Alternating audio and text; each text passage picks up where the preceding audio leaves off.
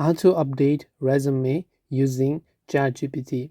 If you want to update your resume using ChatGPT, you can simply open up the ChatGPT app, because if you're trying to leverage this, you can use ChatGPT to update your resume by providing it with information about your background and work experience, and then asking it to strengthen bend specific sections, right? So you can just try to provide some information about your background, such as your education, certifications, skills, and previous work experiences. Then you can also provide information about your work experience, such as job descriptions for current and previous roles and performance reviews. You can tailor your resume to the job description by asking ChatGPT to use keywords from the job ad.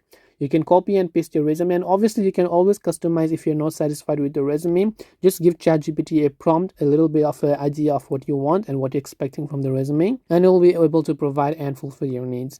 So this way you'll be able to use ChatGPT to update your resume. I hope that this video helped you. If you have got any questions, feel free to also leave them down below. Thank you for watching till the very end, and see you soon in the next video.